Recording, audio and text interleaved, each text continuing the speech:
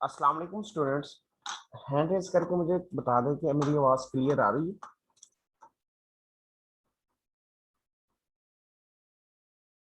Okay. Any question from yesterday lecture? किसी का कल के लेक्चर में कोई क्वेश्चन है तो हैंड रेज करें।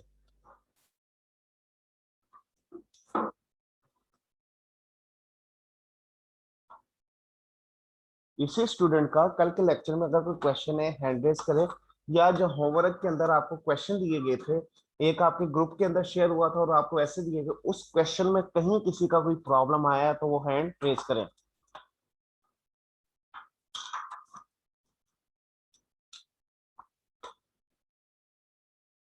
पहले ये बताएं होमवर्क किस किसने किया है, क्योंकि मुझे ग्रुप के अंदर आंसर शेयर नहीं हुआ होमवर्क का।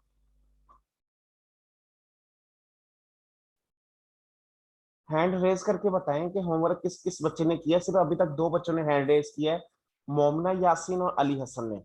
बाकी इसका मतलब किसी ने भी होमवर्क नहीं किया हुआ। हजैफा,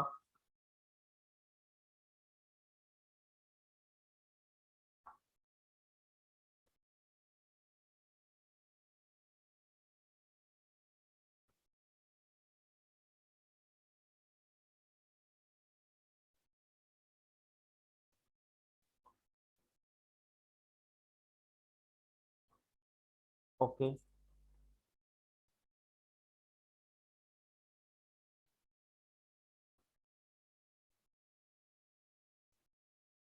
बेटा जो क्वेश्चन आपका व्हाट्सएप के अंदर मैंने शेयर किया था, अब उस क्वेश्चन को मैं आज नहीं कल डिस्कस करूंगा, क्योंकि बच्चों ने होमवर्क नहीं किया।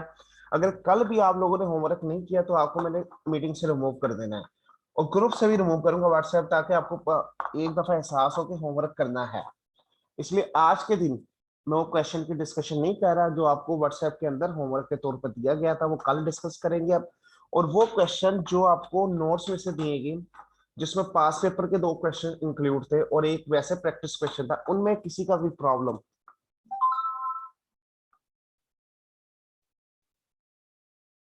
जी मोहम्मद। सर ये आपने क्वेश्चन नंबर 3 मिस्टर अरशद वाला एक क्वेश्चन दिया था, जी इसके अंदर लास्ट पे प्रोविडेंट फंड रिकॉग्नाइज्ड ये वाला एक पॉइंट बता दें। मैं अभी देखूँ। लास्ट पे चलिए,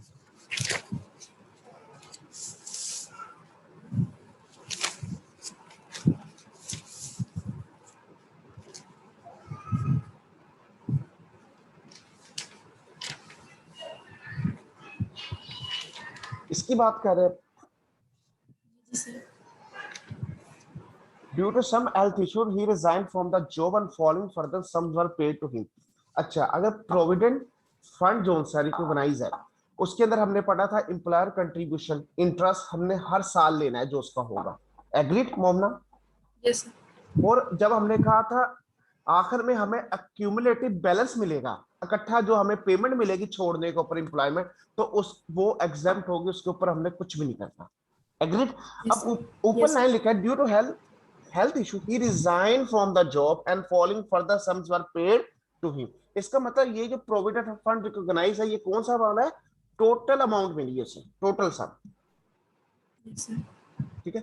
अगर टोटल सम मिली है, रिकॉग्नाइज प्रोविडेंट फंड है, तो वो क्या होता है? एग्जाम्प्ट होता है, वो टैक्सेबल इनकम में ऐड नहीं होता। आगे प्रोविजन उसने भी यही किया हुआ। सर उसने जी नहीं सर। ये यस देखो, सर ये किया हुआ। ये जीरो ठीक है किया सर। हुआ। ठीक है। ठीक है सर। Any other person? जी अरसलान सही।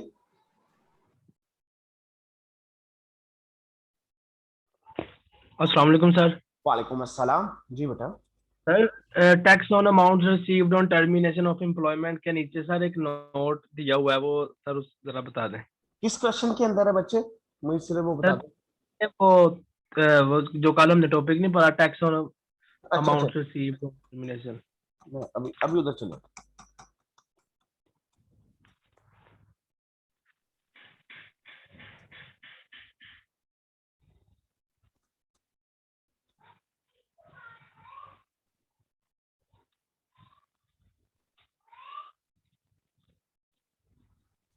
ये वाले नोट की बात कर रहा है।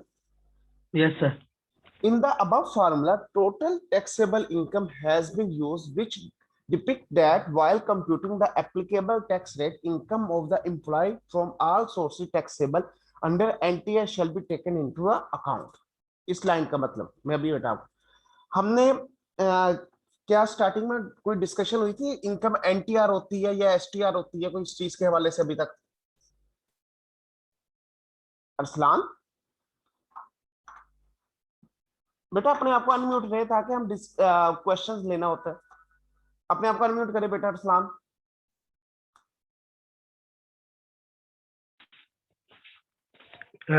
ये सर आवाज आ रही है?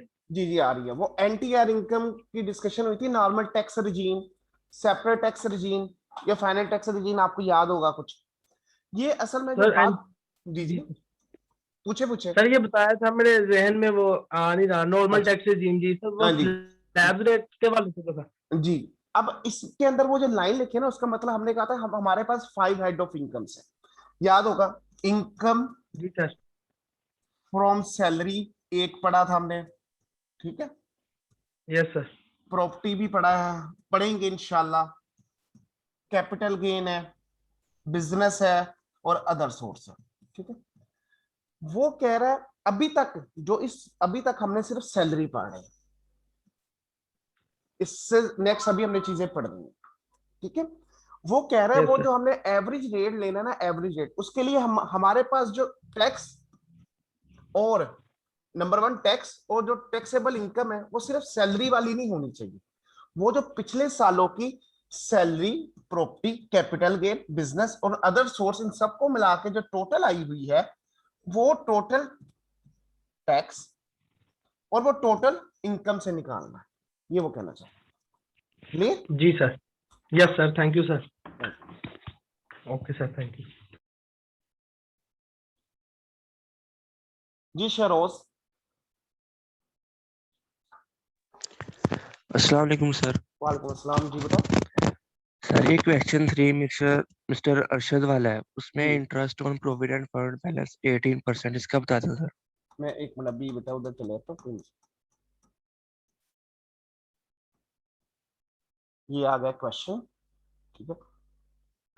Interest on provident fund balance at the rate of 18%। और ये कौन सा प्रोविडेंट फंड है शेरोस? ये प्रोविडेंट फंड है हमारा बच्चे, रिकॉग्नाइज प्रोविडेंट फंड। जब रिकॉग्नाइज प्रोविडेंट फंड होता है तो रिकॉग्नाइज प्रोविडेंट फंड के अंदर हमने पढ़ा हुआ है जो फॉर द ईयर हमारे पास इंटरेस्ट आता है, वो इंटरेस्ट होता है टैक्सेबल, लेकिन उसके अंदर हमें एग्जेम्पशन अवेलेबल है। वो एग्जेम्पशन अवेलेबिलिटी की लिमिट क्या है? वो लिमिट है 1/3 of the basic salary plus day national allowance और 16% on a cumulative balance whichever is higher. अब यहां पर एक्चुअल हमारे पास कितना हुआ इंटरेस्ट मिला? वो मिला 18,000 का। इसका मतलब एक्चुअल जो मिला है हमारे पास 18,000 रुपीज का मिला। अब इसमें से एग्जम्पशन अवेलेबल है। नंबर 1 एग्जम्पशन क्या है? 1/3 of basic salary plus DNS allowance. अब क्वेश्चन के अंदर बेसिक सैलरी और डीएनएस अलाउंस दिया हुआ है, ये दिया हुआ डीएनएस अलाउंस और बेसिक सैलरी पर मंथ दिया है। अब इसको हम क्या करेंगे? इसको क्यूमुलेट करके टोटल करके उसका 1/3 ले लेंगे। नंबर 2 ऑप्शन क्या है? नंबर 2 ऑप्शन है 16% ऑफ अक्यूमुलेटिव बैलेंस। अब इस क्वेश्चन में हमारे पास क्यूमुलेटिव बैलेंस नहीं दिया गया जिसका हम 16% निकालेंगे, लेकिन उसने एक और अदर इंफॉर्मेशन दी हुई है। वो इंफॉर्मेशन क्या दी है कि प्रोविडेंट फंड का बैलेंस के ऊपर अगर 18% से इंटरेस्ट ले तो हमारे पास 18,000 आता है। इसका मतलब ये जो उसने कैलकुलेशन की, ये कैसे की होगी? ये कैलकुलेशन हुई है ऐसे, बैलेंस जो भी था multiply by 18% is equal to 45,000। उसने इस तरह ये कैलकुलेशन। अब क्या हम यहां से अक्यूमुलेटिव बैलेंस कैलकुलेट कर सकते हैं? Answer yes. क्या करेंगे? 18% को उधर जाके डिवाइड कर देंगे तो हमारे पास अक्यूमुलेटिव बैलेंस आ जाएगा। जब हमारे पास अक्यूमुलेटिव बैलेंस कैलकुलेट हो गया तो हम 16% ऑफ अक्यूमुलेटिव बैलेंस यहां निकाल लेंगे जो आपने वर्किंग की। तो अब इसके थोड़े से देखिए सोल्यूशन पर हम चलते हैं।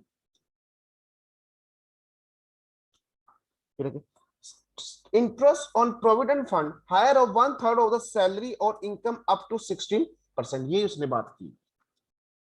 Any question up to here?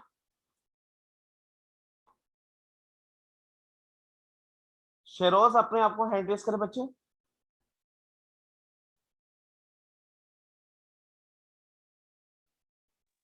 Okay sir, clear है। क्लियर होगी? कैलकुलेशन कर यस। दूं अगर आपको प्रॉब्लम है, वो भी कर सकता हूं नो अगर। नो सर, ओके वो हो गई है, हो गई है। ओके बच्चे। एनी अदर पर्सन और या एनी अदर क्वेश्चन आपका?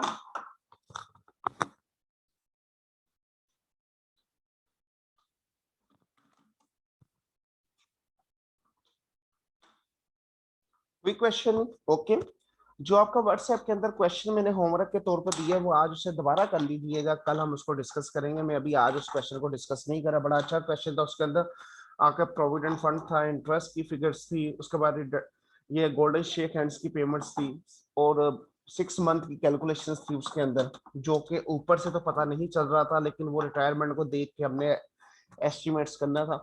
तो उस क्वेश्चन को दोबारा परफॉर्म कीजिएगा, हम कल उसको डिस्कस करेंगे। आज का हमारा जो टॉपिक है नेक्स्ट, वो है बेटा सैलरी रिसीव्ड इन एरियर्स।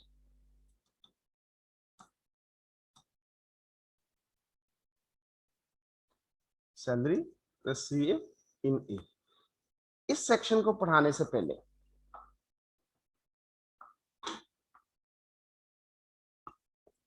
हम थोड़ा सा ये डिस्कस करेंगे कि हम सैलरी जो सी है उसको किस बेस पर टैक्सेबल करते हैं। Ultimate basis of salary to be taxable है हमारी रिसीव्ड बेसिस। क्या है? Received basis. जब एक्चुअली सैलरी रिसीव्ड होती है, एक्चुअली हम तब उसको अपनी टैक्सेबल इनकम में ऐड करते हैं।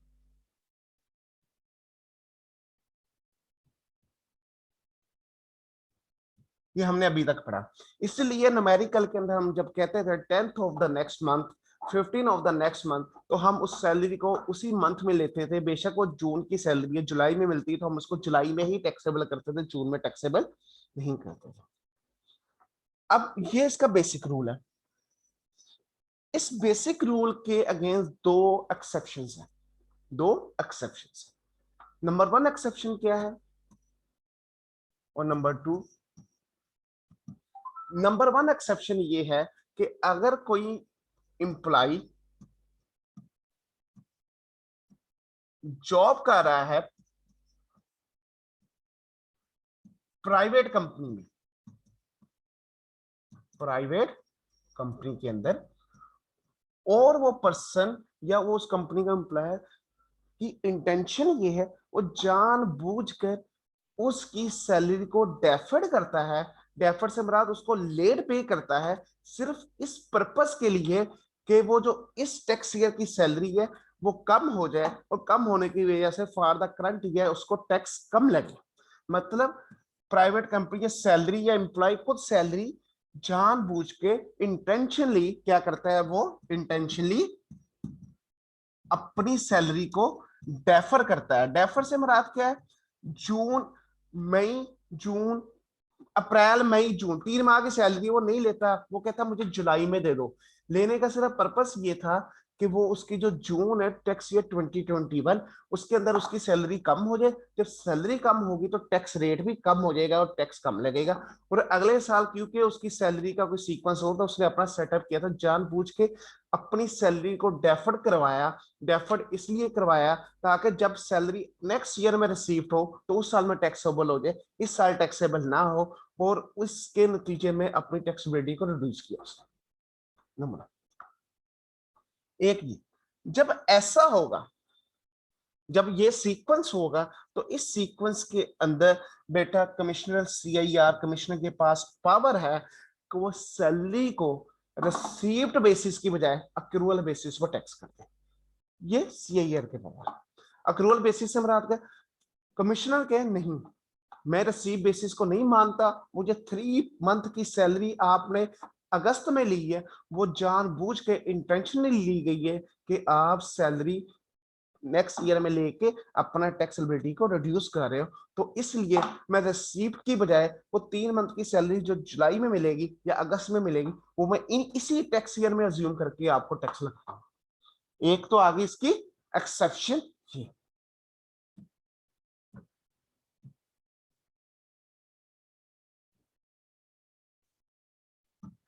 नंबर 2 एक्सेप्शन है इसके अंदर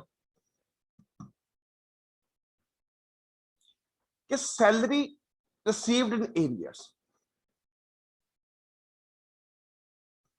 सैलरी रिसीव्ड इन, जो ऊपर वाला केस था प्राइवेट कम, उसमें इंटेंशनली डेफर्ड की गई थी टैक्स से बचने के लिए। जो ये वाला केस है इसमें इंटेंशनली तो नहीं की गई, लेकिन क्या हुआ, फॉर एग्जांपल मैं एबीसी कंपनी में एम्प्लॉय था, एम्प्लॉयमेंट एबीसी एम्प्लॉयर है मेरा, और मैं यहां जॉब कर रहा हूं। हुआ क्या, आफ्टर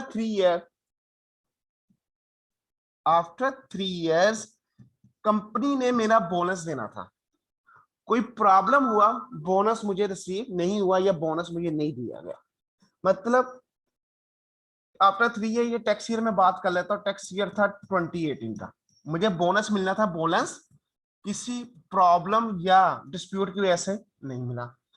टैक्स ईयर 2019 आ गया, फिर बोनस मिलना था, मेरा डिस्प्यूट चल रहा था, अभी तक वो बोनस नहीं मिला। उसके बाद टैक्स ईयर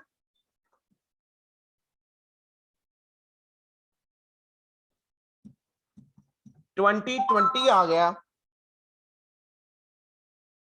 और मुझे फिर बोनस ना मिला, प्रॉब्लम चल रहा था। मे भी बोनस की अमाउंट इधर था 3 लाख, इधर था 5 लाख और इधर थी 6 लाख।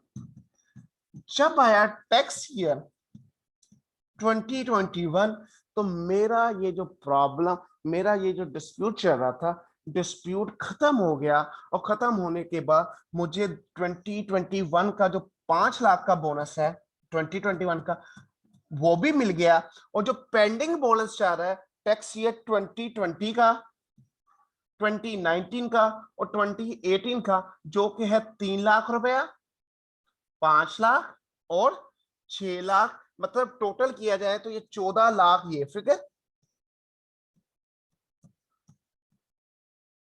और 5 लाख करंट ईयर की फिगर, ये सारा मिला के मुझे 19 लाख का बोनस क्या हुआ टैक्स ईयर 2021 में मिल गया।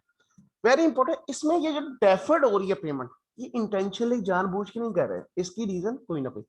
और जब ये मुझे इकट्ठी अमाउंट मिली टैक्स ईयर 2021 के अंदर, तो बेटा क्या हुआ, जब ये मेरी सैलरी इनकम में ऐड होगी, अल्टीमेटली ये है तो मेरी टैक्सेबल है बोनस, लेकिन 19 का 19 लाख तो टैक्सेबल है, लेकिन लेट में अज्यूम करता मेरी सैलरी इनकम थी 10 लाख उस टैक्स ईयर 2021 की, टैक्स ईयर 2021 की सैलरी थी मेरी 10 लाख रुपए। अगर मुझे ये बोनस ना मिलता तो 10 लाख के ऊपर क्या होना था, मैंने अपनी सैलरी कैलकुलेट कर लेनी थी, जिसका टैक्स रेट क्या होना था, टैक्स रेट कम। लेकिन क्योंकि 19 लाख जब टैक्स ईयर 2021 में मिला, तो मेरी जो सैलरी होगी वो होगी 29 लाख। 29 लाख होने की वजह से हायर टैक्स रेट लग गया। अब क्वेश्चन अराइज हुआ, टैक्स तो देना है, एम्प्लॉय क्या कहता है, कहता है 19 लाख पर टैक्स लेना आप ले लो, मैं इनकार नहीं करता, लेकिन ये जिस ईयर का टैक्स है उसी ईयर में जाके ले लो। उससे होगा क्या, ये 19 लाख इधर ऐड नहीं होगा, ये पिछले सालों पर डिवाइड हो जाएगा, और उसकी वजह से यहाँ पर जो मुझे हायर टैक्स रेट लग रहा है वो टैक्स नहीं लगेगा।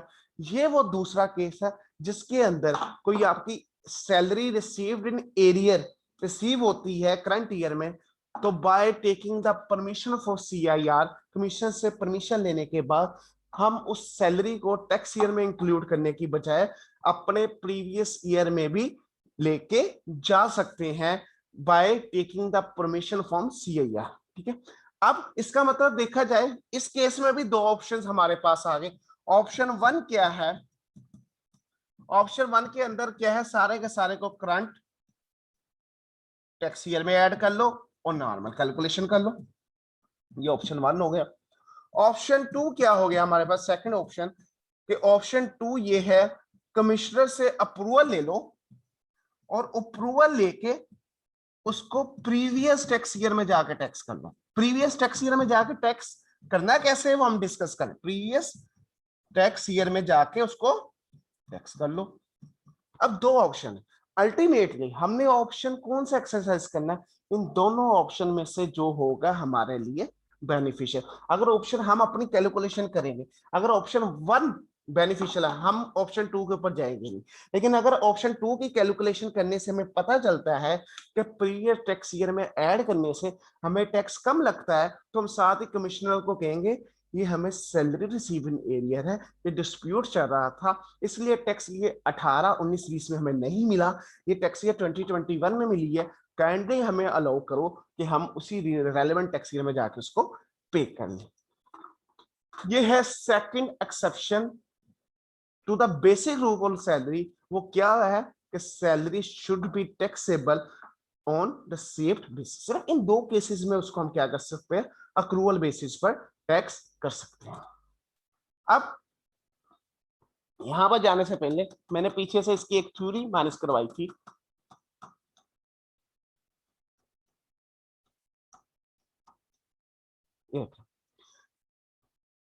A person shall be treated as having received an amount benefit particularly if it is actually received by the person or apply on the behalf of person। मतलब हमने इधर पढ़ा था जो चार्जेबिलिटी ऑफ सैलरी है वो किस बेसिस पर, रिसीव बेसिस पर। उसके बाद exception to the rule, rule से मुराद क्या, रिसीव्ड बेसिस का एक्सेप्शन किया, मतलब अक्रूवल बेसिस पर कब कर सकते हैं। There are two exception to the general rule which are in the case of an employee of a private limited company, the CIR commissioner may opted the accrual basis for taxation of salary income, may be वो उस salary income को accrual basis पर ले जाए if he has reasonable ground, अगर उसे इस चीज का यकीन हो जाए, reasonable ground उसके पास इस चीज के एविडेंस आ जाए, तो believe that the payment of the salary was deliberately deferred for tax avoidance, कि वो जो डिले और पेमेंट कर रहे हैं वो किस वजह से कर रहे हैं, जानबूझ के कर रहे हैं ताकि टैक्स अवॉइडेंस की जा सके। ये हो गया फर्स्ट केस जिसमें जान। दूसरा, where the employ has opted that, opted का मतलब एम्प्लॉय खुद ऑप्शन करे, that his income be charge to the tax on accrual basis, it is permitted in the case, ये कब परमिशन मिलेगी, where the taxpayer has received salary in arrear resulting in the application of higher rate of tax in the year of receipt of the area।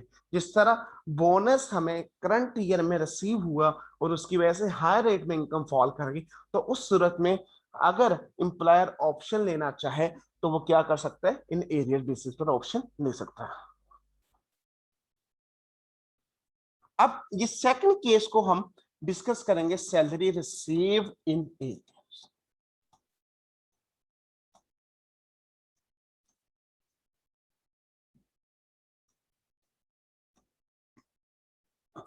ये आ गया salary receive in arrears. यहां तक किसी बच्चे को कोई question है तो वो है डिस्कस सकता है।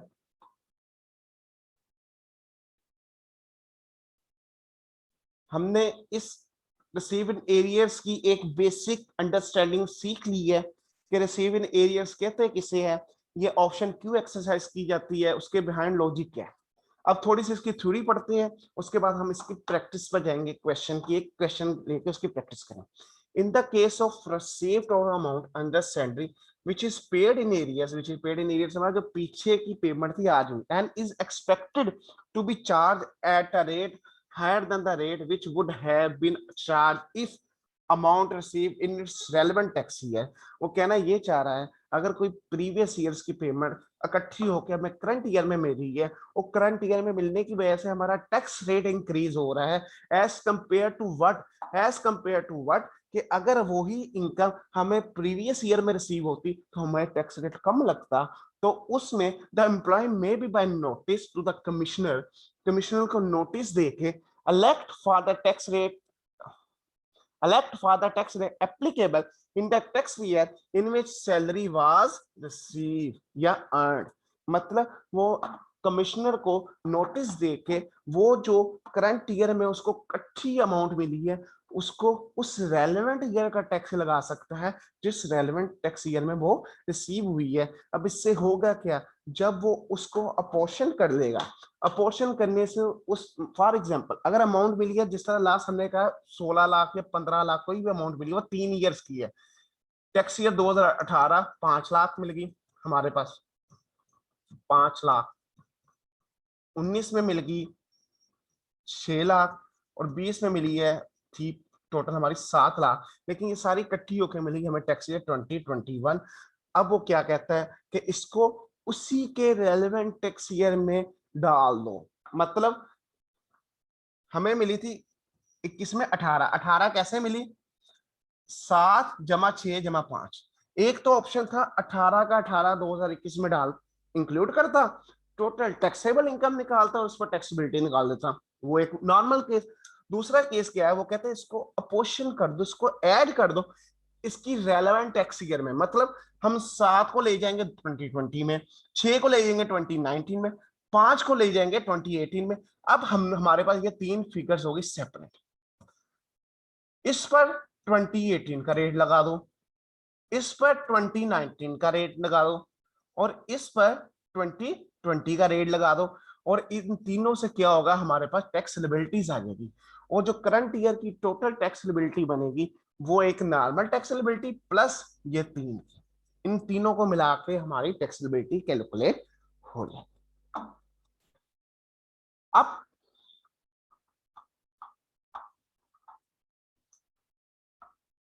क्वेश्चन अराइज हुआ कि हमने प्रीवियस ईयर में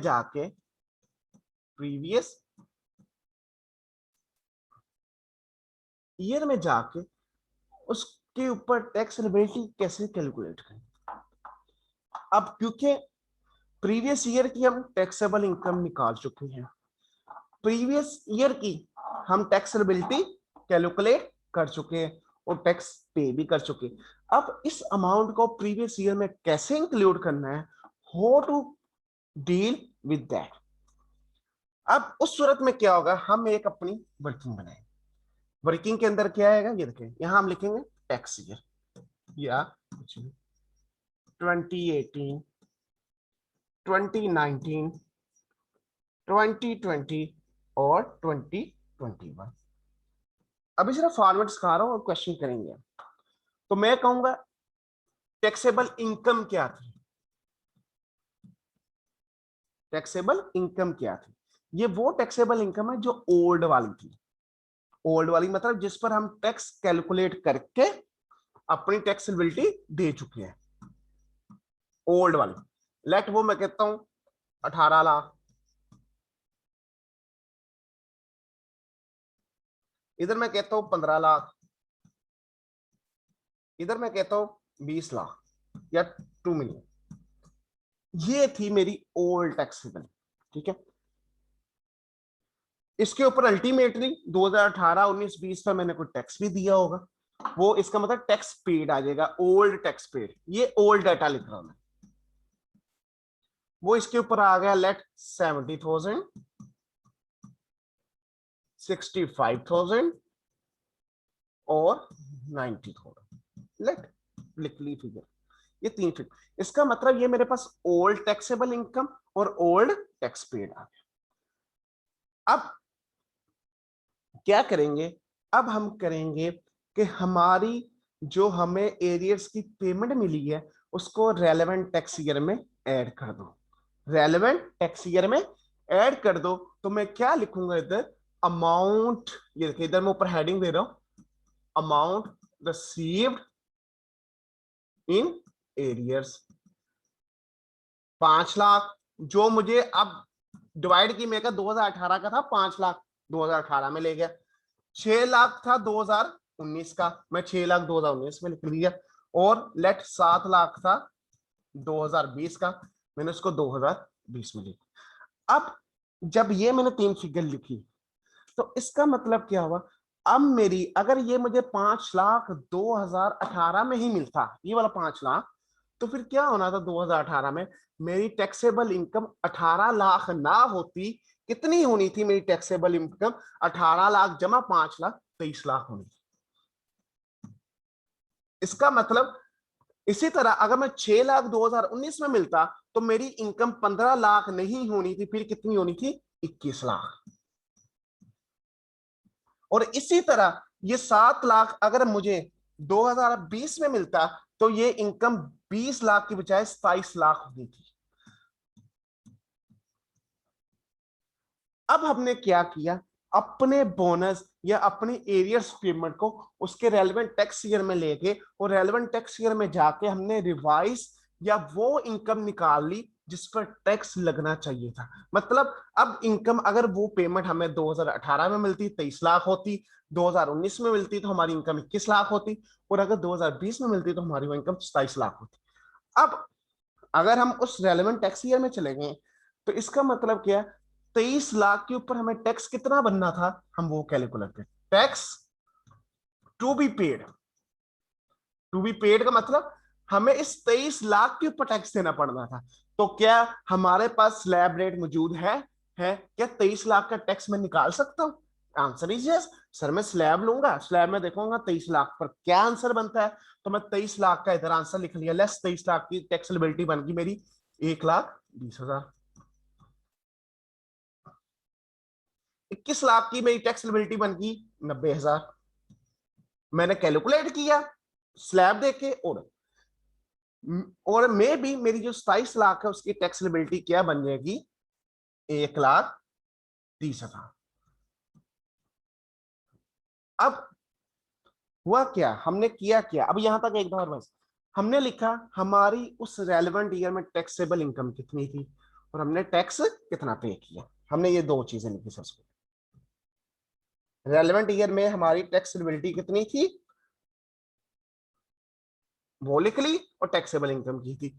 फिर हमने अपोर्शन कर दिया जो हमारे रिसीव इन एरियर्स उसके रेलेवेंट टैक्स ईयर में, और उसके बाद हमने नई टैक्सेबल इनकम निकाल ली। ये मतलब टैक्सेबल इनकम से मुराद क्या, ये वो इनकम है अगर हमें ये एरिया रिसीव उसके रेलेवेंट टैक्स ईयर में होते तो हमने 23 लाख 21 लाख 27 लाख। अब अगर हम उसको रेलेवेंट टैक्स ईयर में ले गए तो इसका मतलब क्या, उस रेलेवेंट टैक्स ईयर में ही उसके ऊपर टैक्स लगेगा। तो हम कहेंगे अगर हमारी इनकम 23 लाख होती तो हमें टैक्स कितना देना पड़ता, 1,20,000। अगर हमारी इनकम 21 लाख होती हमें टैक्स देना पड़ता 90,000, और अगर हमारी इनकम 27 लाख होती तो हमें टैक्स देना पड़ता 1,30,000। ये हमने टैक्सेबिलिटी निकाल ली अपनी। अब हम क्या करेंगे, हमने ऑलरेडी टैक्स पे कितना किया, यहाँ आंसर इज 70,000, 70,000 पे किया, और 2018 में उसको ऐड करने के बाद सैलरी रिसीव इन एरियर्स को ऐड करने के बाद हमारा टैक्स कितना निकला, 1,20,000 का। इसका मतलब क्या हुआ, इन दोनों का जो फर्क है 1,20,000 और जो पे कर दिया 70,000, इन दोनों का जो फर्क 50,000, ये हमें अमाउंट और पे करनी पड़ेगी, अमाउंट और पे करनी पड़ेगी। इसी तरह पहले हमने पे किया था 65,000 और अब पे कितना किया 90,000, तो इन दोनों का जो फर्क 25,000 ये हमें और पे करना पड़ेगा, फिर 90,000 लिबिलिटी पे होगी ना। इसी तरह 90 से 30 होगी तो हमें 40,000 पेमेंट और पड़ेगी। अब इसका मतलब क्या हुआ, इस एरियर्स के रेलेवेंट जब हम रेलेवेंट टैक्स ईयर में गए तो हमारे पास टोटल लिबिलिटी कितनी आ गई, 50, 40, 90 और 25, 1,15,000 का टैक्स और पे करना पड़ेगा, तो हमारी जान छुड़ी है। तो फिर क्या हुआ, अब ये तो हो गया प्रीवियस ईयर की कैलकुलेशन, प्रीवियस ईयर की कैलकुलेशन होगी ना। इसी की तरह टैक्स ईयर 2021 की हम कैलकुलेशन करेंगे, टैक्स ईयर 2021 जो हमारा करंट टैक्स ईयर है उसकी हम अपनी टैक्सेबल इनकम निकालेंगे, लेकिन अब इस टैक्सेबल इनकम में एरियर्स को इंक्लूड नहीं करेंगे, और फिर यहां से क्या करेंगे, हम टैक्स लायबिलिटी कैलकुलेट करेंगे। और अगर मैं कहूं टोटल टैक्स लायबिलिटी 2021 की क्या होगी, एक तो होगी ये वाली अमाउंट, और दूसरी प्लस क्या आएगी, ये वाली अमाउंट आएगी। इन दोनों को प्लस करके मेरी टोटल टैक्सेबिलिटी निकलेगी ऑप्शन 2 के अंदर।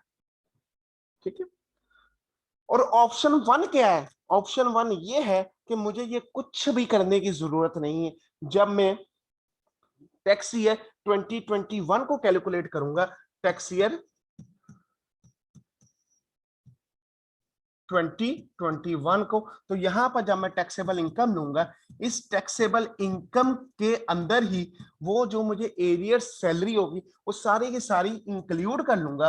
और जब इंक्लूड करूंगा तो मेरी सैलरी इंक्रीज हो जाएगी, और इस इंक्रीज वाली अमाउंट पर मैं इंक्रीज रेट निकाल के, स्लैब रेट लगा के टैक्स निकालूंगा।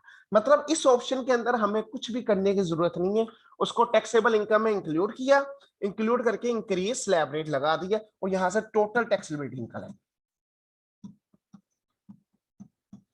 यह तक simple.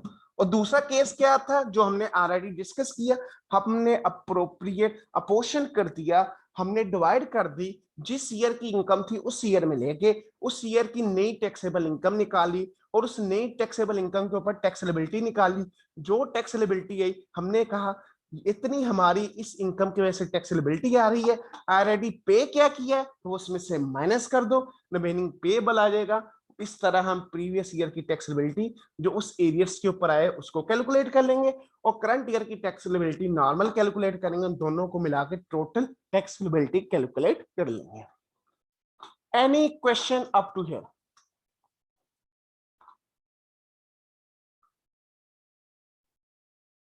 Any question up to here? Okay, अब हम करते हैं एक इधर से question. Mister A join a Golden Limited at a basic salary of rupees 9 lakh per year, मतलब एक साल की 9 lakh. The increment was due in 2018 amounting to rupees 2 lakh but not paid due to some dispute। ये लाजिम बात नहीं, increment हो, bonus हो सकता है, इंक्रीमेंट हो सकता है, या कोई भी और अलाउंस हो सकता है। इंक्रीमेंट हो rupees 3,50,000 for tax year 2019 and rupees 6 lakh for tax year 2020 was also due because disputes still continue.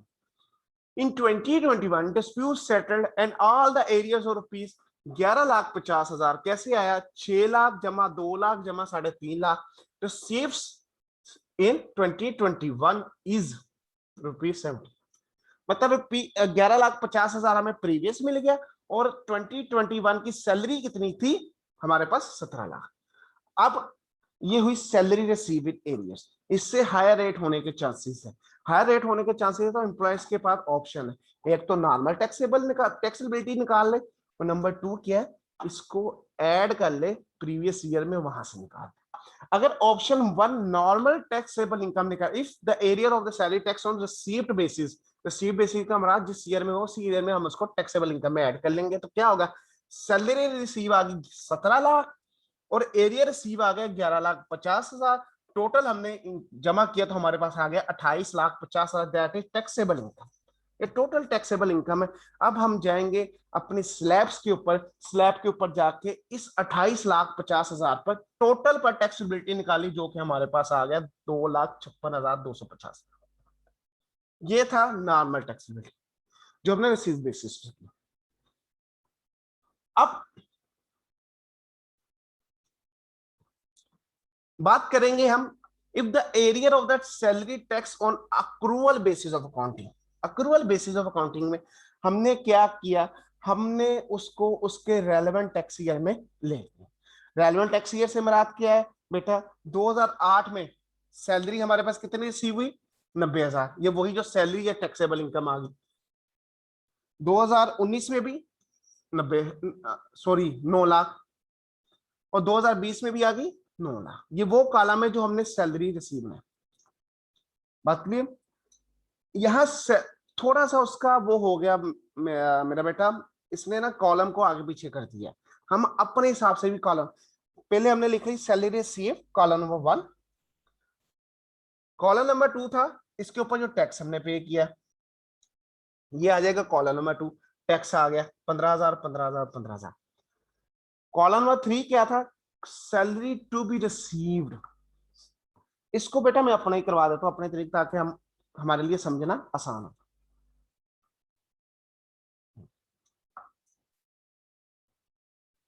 Tax year 2018 2019 2020।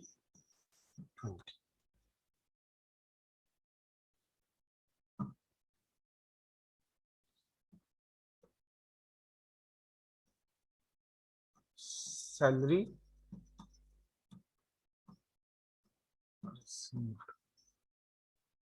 9 lakh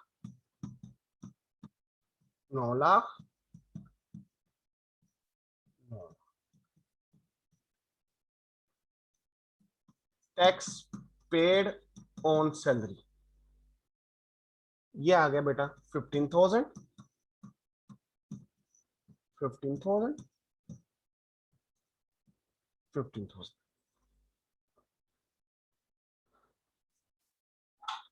अब यहां पर very important thing, question point of view से हमारे पास बाज़ औक़ात पिछले 3 सालों के रेट नहीं दिए गए होते 2018 19 20, तो उसका सॉल्यूशन क्या था, वो ये अजम्पशन ले ली जाती है कि हमने जो 2021 के रेट है वो ही पिछले 3 सालों पर लगा देने हैं। मतलब जो रेट अप्लाई करने हैं वो क्या करने हैं, टैक्स ईयर 2021 के ही सब की कैलकुलेशन की। लेकिन अगर उसने हर ईयर का सेपरेट टैक्स रेट दिया है, हर ईयर का सेपरेट टैक्स रेट की स्लैब्स मौजूद है, फिर उस तरह करेंगे। अगर नहीं मौजूद, जो करंट टैक्स ईयर की स्लैब है वही सब पर अप्लाई करेंगे।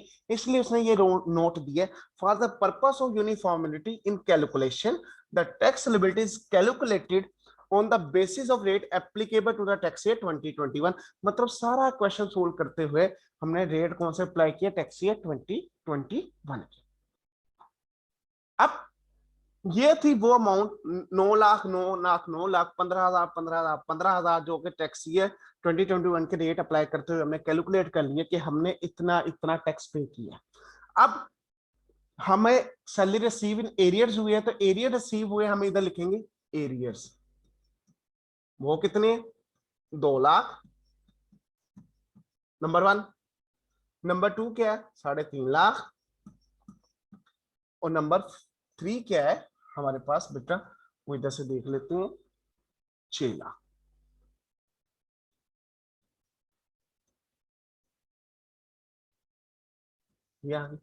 अब हमारे पास नई salary to be, sorry salary कह लो, ये इनकम टू बी टैक्स आ जाएगी। वो क्या बन जाएगी, 9 लाख जमा 2 लाख 11 लाख, 9 लाख जमा 3.5 लाख 12 लाख 50,000, और 9 6 15 लाख। ये मेरे पास है to be receive. To be receive से बड़ा ये होनी चाहिए थी, ये हमारी टैक्सेबल होनी चाहिए। अब हमने कैलकुलेट करना है अपनी टैक्स लायबिलिटी किसके ऊपर, जो टू बी रिसीव। इसका मतलब टैक्स टू बी पेड, हम वो निकाल दें।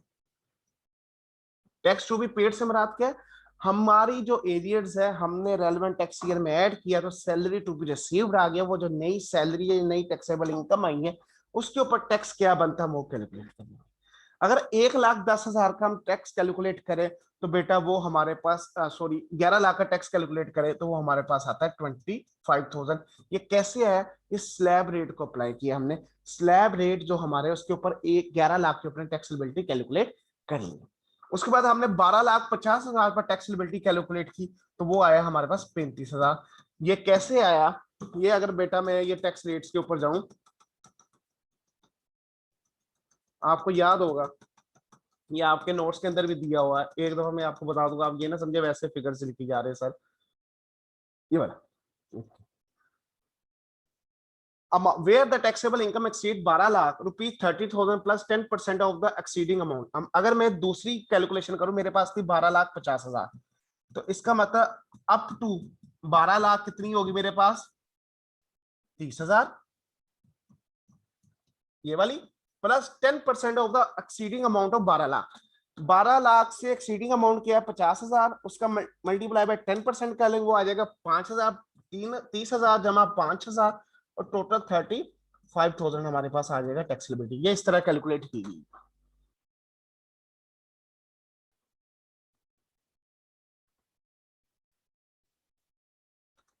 तो अब हम क्या करेंगे, इधर इसकी वो 35,000 ऐसे है, और नंबर थर्ड हमारे पास क्या है बेटा 60,000 रुपीज, ये आ गई नंबर थर्ड हमारे पास। अब टैक्स टू बी पेड निकल आया हमारे पास, टैक्स पेड भी हमारे पास अवेलेबल है, ये है बेटा हमारे पास tax paid, tax to be paid.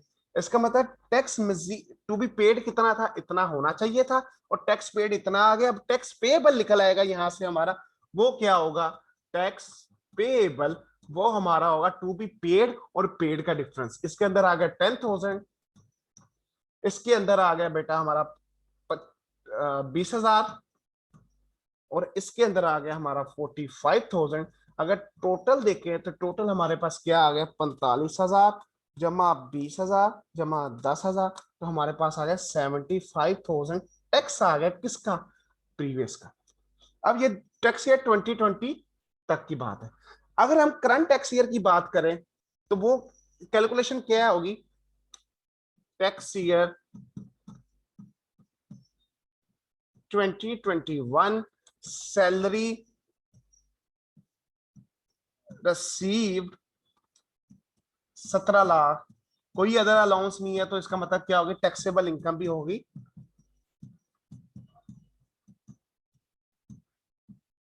17 lakh, और इसके ऊपर टैक्स लिबिलिटी कैलकुलेट कर लेंगे हम, दैट इज टैक्स लिबिलिटी हमारी स्लैब रेट यूज करते हुए आएगी 80,000। अब टोटल टैक्स लिबिलिटी क्या होगी टैक्स ईयर 2021 के लिए, 80,000 ये अमाउंट और 75,000 प्रीवियस अमाउंट, तो टोटल टैक्स लिबिलिटी हमारी बन जाएगी 80,000 प्लस 75,000, जो कि बनेगी 1,45,000। ये टोटल टैक्स है। अगर ऑप्शन 1 की बात करें तो ऑप्शन 1 के अंदर हमने सारी की सारी रिसीव बेसिस पे ली थी, तो उस सूरत में हमारी टैक्स लिबिलिटी बन रही थी 2,56,250, और ऑप्शन 2 के अंदर हमारी बन रही है 1,45,000। तो हम कौन सा ऑप्शन एक्सरसाइज करेंगे, हम ऑप्शन 2 को एक्सरसाइज कर लेंगे बच्चों।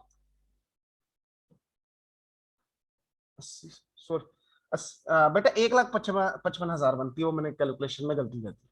तो टोटल हमारी टैक्स लिबिलिटी 1,55,000 बनी। इसमें से कौन सा ऑप्शन एक्सरसाइज होगा, ऑप्शन बी, हम कमिश्नर को एक नोटिस देके अपनी सैलरी को अक्रूवल बेसिस पर ले जाएंगे। Any question up to here?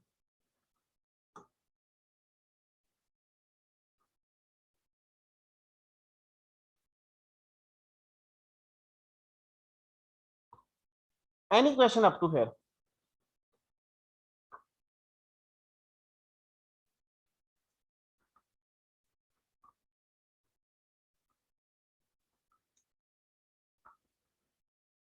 Okay. बेटा आज के लिए इतना ही। जो आपको होमवर्क दिया गया है उस होमवर्क की मुझे जो है सॉल्यूशंस के आंसर आपने ग्रुप में शेयर करने, अभी तक ग्रुप में शेयर नहीं आए, जो आपके व्हाट्सएप के अंदर आपको क्वेश्चन आया हुआ, आज आपने उस क्वेश्चन को परफॉर्म करना है और उसका आंसर को शेयर करना है। कल हम उस क्वेश्चन को डिस्कस करेंगे और अपने आगे चलेंगे। कल वेरी इंपॉर्टेंट टॉपिक है टैक्स ऑन टैक्स या टैक्स फ्री सैलरी, ये हमने कल डिस्कस करना है। ये थोड़ा सा डिफिकल्ट है, बहुत ज्यादा नहीं, लेकिन कल हम इसको डिस्कस करेंगे। साथ जो होमवर्क में आपको क्वेश्चन दिया गया है उस क्वेश्चन को भी डिस्कस करेंगे। दुआओं में याद रखिएगा, स्पेशली सर अहमद के लिए दुआ कीजिएगा, वो जल्द से जल्द सेहतयाब हो जाए। अल्लाह हाफिज।